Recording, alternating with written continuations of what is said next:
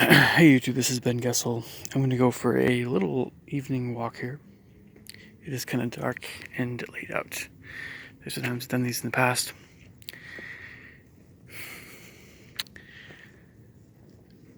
But I should have plenty of juice on my phone. Plenty of, time here. Okay.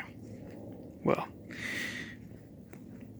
I made a video, by the way, which I thought I was going to present to everyone, but I decided not to. So you're going to have to ask me about that additional video, and there are other things regarding this nature of this video that this previous video I made, that will require, if you're curious about it, let me know, but I'm cautious about it, so it's going to private or unlisted. So, but I'm going to talk in this video about my life and tie it into religion. So religion has been something I've been talking about a little bit more recently.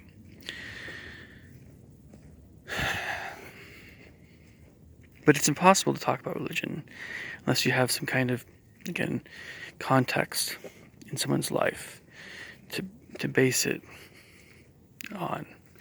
Otherwise, it just starts to become meaningless, right? Well, not meaningless, but it's just not as meaningful. It's not as real, right? Well, okay. So I was born in Indiana, Lafayette, Indiana, January 16th, 1978. 1978. And I won't talk about my parents so much. This is all about just me. But I grew up Mormon, moved to Michigan when I was 1. My brother Tom was born then. I was 1 or so. We moved to Washington when I was a little boy. Actually not even a boy. I was I was a toddler when we moved, and then moved around from 2 different apartments when I was still really little, and moved to Tacoma when I was 5. And all during the time I was growing up, I remember times when I was sometimes very interested or liked someone quite a bit.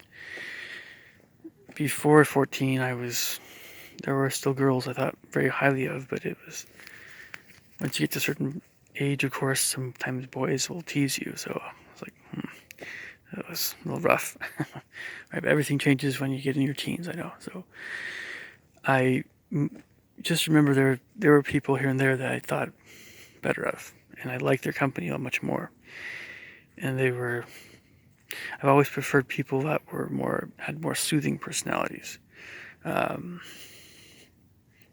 with, better character, but, all these things, so I've probably mentioned a few of these things in other videos before, I'm sure I have, but we're going to try to tie it in here with, why I believe what I believe.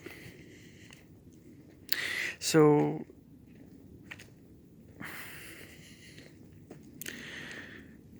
things did get harder as I, got into high school, and I was very confused by all kinds of stuff when I was in my teens. And I just remember how sometimes it was hard. Still is hard, but with time, when you understand people more, you understand the world better, things do get better. But in my case, some things came very easily to me. Other things were very, very hard. It's the way, but in my case, I didn't even have to try very hard in vast majority of classes in high school to get very high grades. So I just didn't work very hard in my classes, with the exception of math and maybe a few other things. I just didn't. College is different, It's very, very different. My parents, again, I don't want to talk about my parents, but I just did not know. I knew my personality. I've always known who I am. But you can always, you should always spend time to reflect on your real personality. If someone says you are a certain way, or this or that, something about you, it only sticks if there's more truth to it. And only you know how true something is that you say about something. Only you know how true something is that someone says about you. A lot of times it can hurt, but anyway.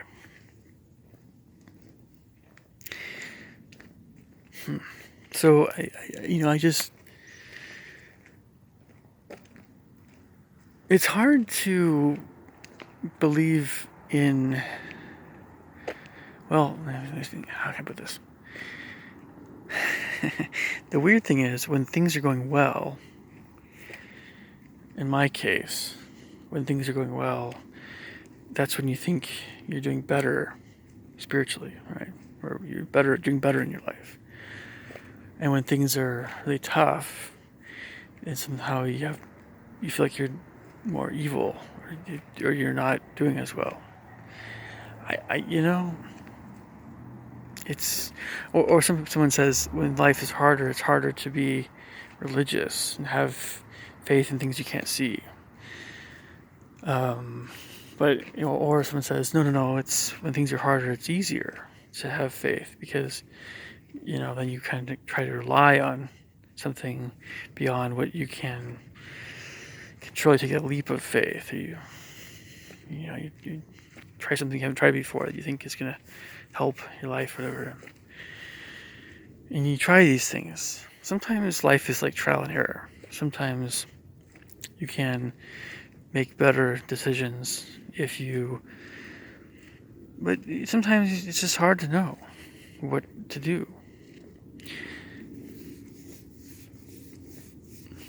So, I don't know. Religion is something that for me, it's not so much a question of whether or not certain concepts are true, because I just internally feel like they are true. I've always known they're true.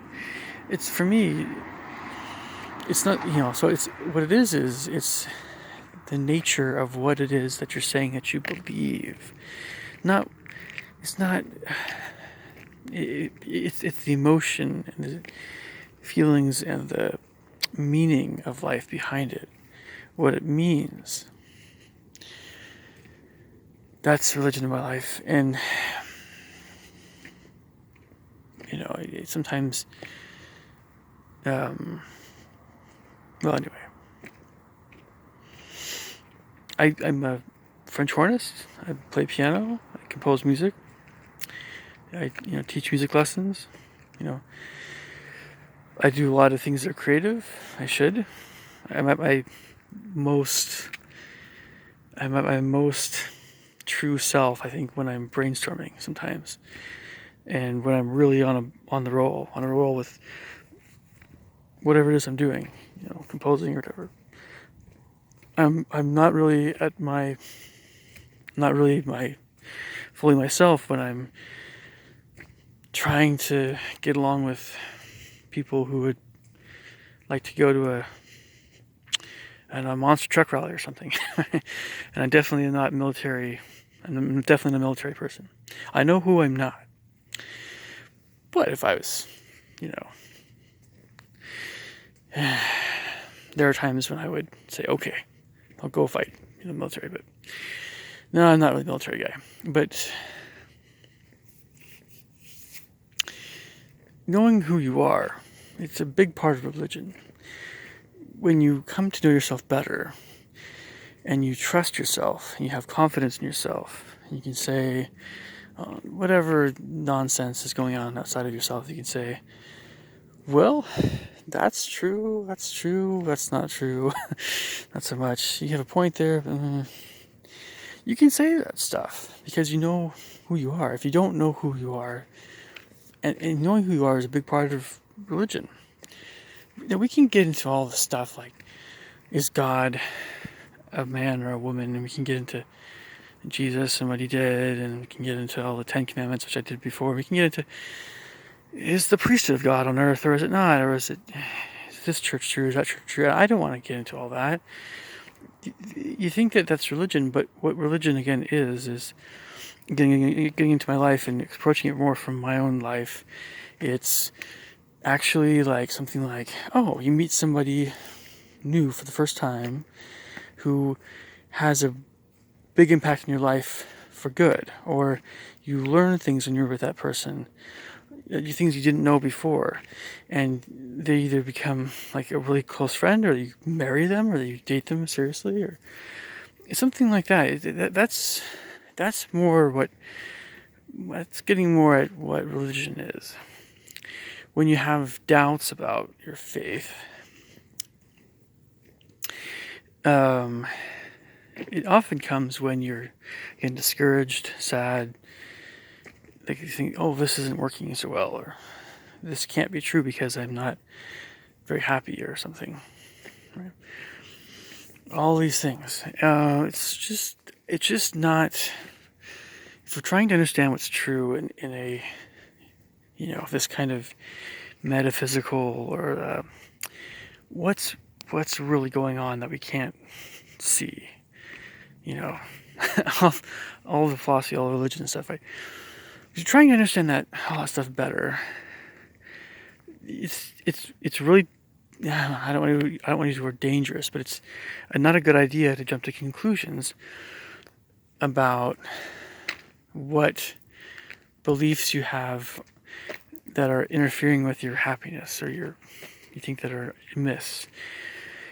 It's something where if you desire certain things, keep pursuing those desires, you might get off beaten path a bit in terms of what desires end up giving you the most joy in life. But your desires sometimes will help you to navigate life, I think, better. In a way, I wish a 70-year-old man was talking about this stuff, because if you live life, this is actually in the scriptures, this is in the Bible, if any man will do his will, he'll know of the doctrine, whether or not I speak of, it's in scripture. Of course, I can't remember it offhand exactly where, but yeah, if anybody lives their life, you're gonna know what is religion. There's probably things I'm saying already that are registering at this somehow, right? This is, again, one of the reasons why when you go to church and you don't talk to anybody, you don't make any new friends, you don't, it loses a lot of its meaning. And there are churches where people do that, and then you wonder why they just fell apart. I don't know. It's just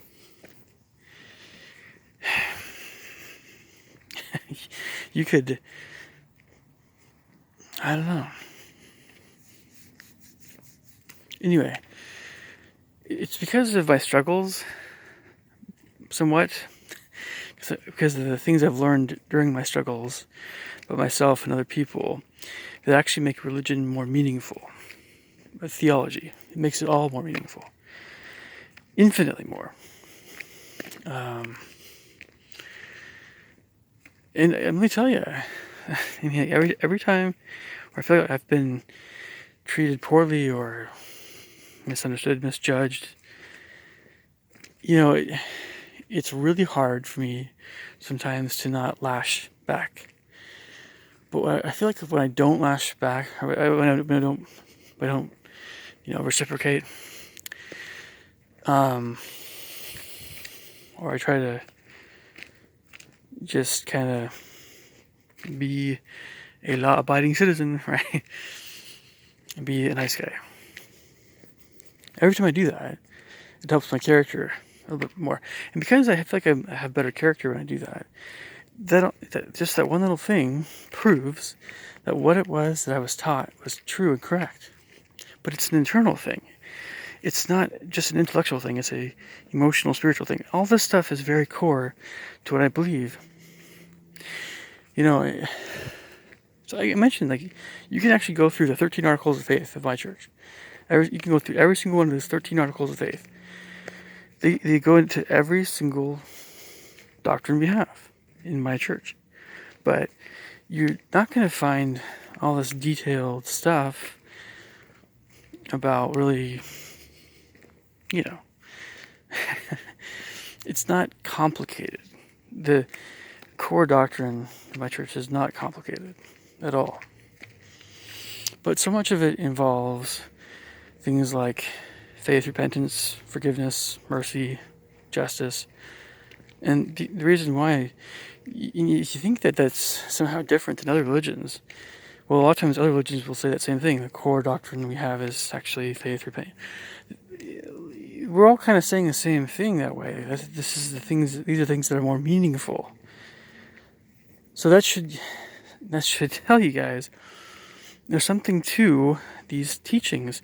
And then the next step is saying, oh, it's not just these individual teachings that are true.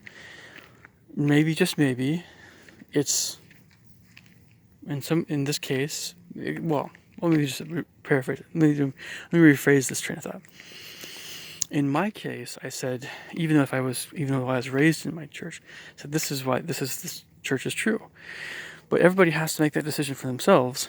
And if you, let's say there's only some doctrines that you, like, I went to a church a while back. I was played French horn at church in, I don't know, I think this is Woodinville or something. And it was not a bad, I don't know. It was a pretty cool church. It was just kind of more in that, they had it in some kind of boxy like a boxy house, building. It wasn't like a traditional one with the steeple so anyway. But they had in the church kind of this artistic rendering of some kind of restaurant almost. And they said, come partake of whatever it is that you want to partake of. And it's kind of like this: come as you are, come if you want to hear more about faith or want to hear more about grace of Christ or whatever it was. They're just very inviting. It's not a bad way to go. It's actually makes a lot of sense. It definitely, there's a lot of churches that try to attract more members by being this or that, right? So the thing is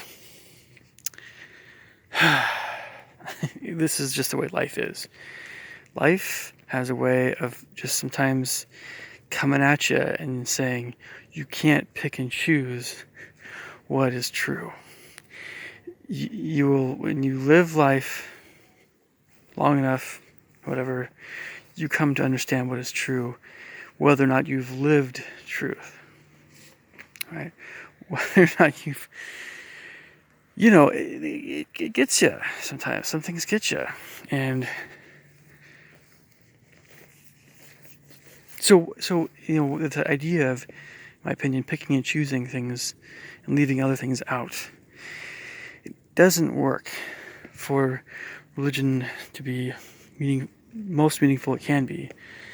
We have to accept everything that is true, even if it is hard to face. Right? That's real religion. Nobody expects us to. It would be an interesting idea. We explore this with fantasy video games. We want to kill evil beings, right? Or dragons. This is one of my hobbies, right? All of fantasy adventure stuff. And so there's this idea of we are in a spiritual battle, a spiritual war with evil entities and demons and stuff. So we say we can't kill them because they don't have bodies or whatever. this is one of these theological things we won't get into too much right now, but if you have more questions about this, we can talk about this more. But it would be great to be able to take a sword, kill these bad guys, because they're really bad. Of all beings, demons are among the worst. I think they're probably, the devil himself is probably the very worst, being that we know of. That we know of. There maybe were some that were even worse than the devil, came from the pit. That's something having to do with the last days in Armageddon. The Lord will let out spirits in the pit that are even worse than Satan. But that's a different thing. But, I mean, heading inside here.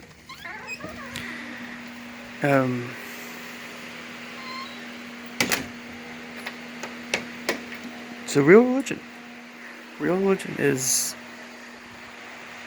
not memorizing scriptures or just memorizing scriptures. It's not just, going to church. It's not just this or that or this or that. It's so many things. It's how your heart is. It's who you are as a person. It's your identity. That's religion. Of course, I believe my church is true, of course. But the only way to know that any church is true is, but in my opinion, I always think it'd be great if you guys researched my faith, but if you ever do go that route, just make sure that, just be aware that there are people that are trying to destroy faith in something that's good. There's always, for everything that's good, there's always something that's evil. So if you're interested in my church or not, or you're interested in some other faith, some other religion that has a lot of good things that might add to your life, just be aware that there are forces that will be fighting that, kind of thing. It's not healthy to be paranoid, of course. I don't know, but you should be aware that don't believe everything you read or hear. That's the best way of putting it, I guess. But the way to know again if something is true is via how you feel about it when you hear it. And then if you practice something, you think that it's true because it feels right. You'll know if it's right or not based on what happens in your life. If you do that kind of stuff, if it has a positive effect on your life, that's how you know something is true. So you can get into the philosophies of all that stuff, and that's fine and good. But philosophy is generally involving thinking about things much more than having, well, I don't know. Again, it's that logos versus pathos kind of train of thought. And there's always ethos as well. Alright, I think this is a good place to end this video. By all means, you guys can leave the thoughts and comments below. Catch you guys later. Bye.